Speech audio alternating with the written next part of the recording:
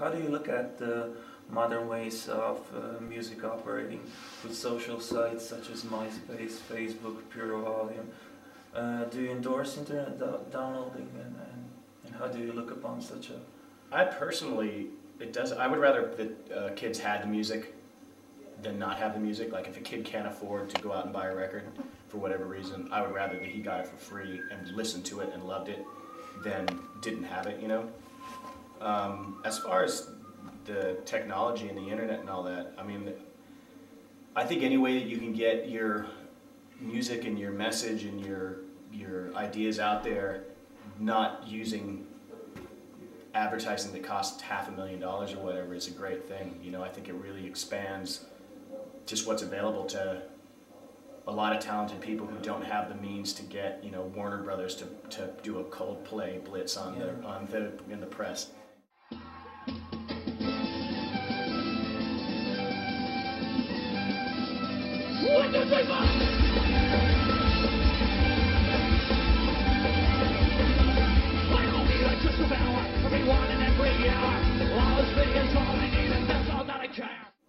So, are you guys heavy drinkers? And your music and lyrics certainly suggested in some way. Which is your favorite booze and why?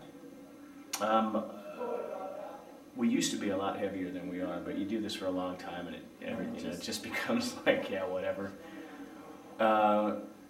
So, not so much now, although there's still a fair amount of it that goes on. Mm-hmm. Me personally, I'm a Jameson's guy. Like that's whiskey. Yeah, I like if I'm enjoying like a good shot, just a little shot on the rocks is nice. If it's like just social kind of thing, maybe Jameson's a little ginger ale. Yeah. That's my drink right now. What is the drunkest, strangest story that ever happened to you? Oh man.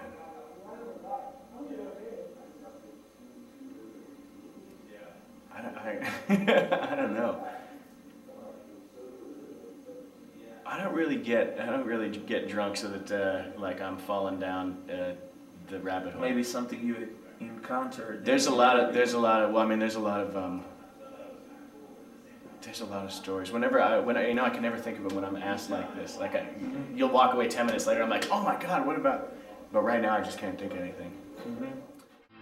But don't sink the boat that you built to keep afloat.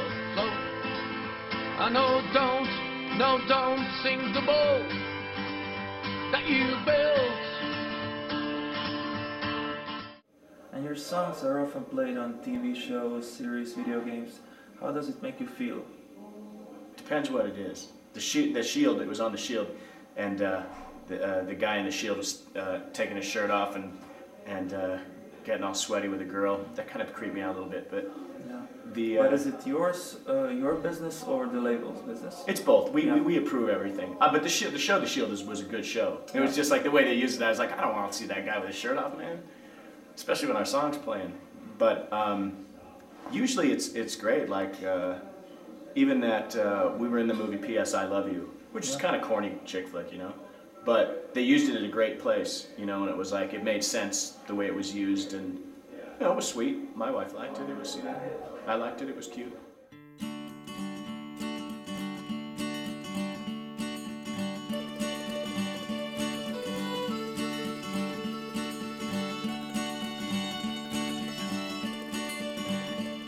If I ever leave this world alive, well, thank you for the things you did. What was it like working for Side One Gun? It's great, really good. Those guys are one of the last independent record labels on the planet. You know, where the guys who own the label are the guys who run the label, and there's still a handful of them out there. But it's maybe Fat Records beside. Yeah, Fat's great. And Epitaph is still, you know, Brett's still running the show. But they kind of changed their musical. And they have a big umbrella now with a lot of labels and stuff. So it's not as close to the cuff as it used to be, but. With Side One, it's like Joe and Bill they signed us the day we started with them.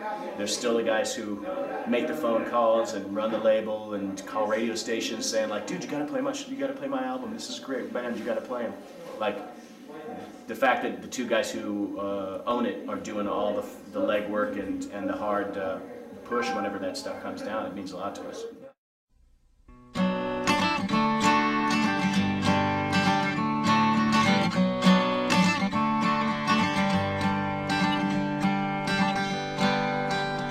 Feel the words from my lips to your heart's fingertip, then you know where I come from. 'Cause I know, yes I know. Yeah, so where do you see yourself in the future? I don't know. I think where we're at now is a good place.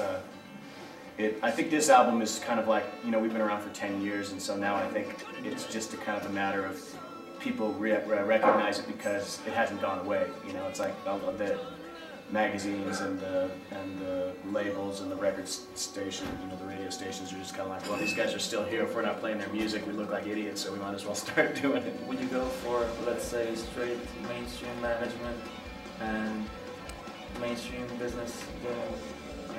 I don't think we'd be against it. Level? Yeah, I don't think we'd be against it. It just depended what the relationship was like and how much control we had. Like, you know, to us, this is our life. You know, it's like it's our music, it's how we make our living, it's our friendship, it's everything. So it would have to be something that we still had control over everything, all the aspects of it. You know, that we wouldn't want to sign to a major label and just say, all right, you do all the work, and we'll just write some songs and here you go. So, if the right relationship came around in the future, we'd probably do it, but it'd be pretty particular.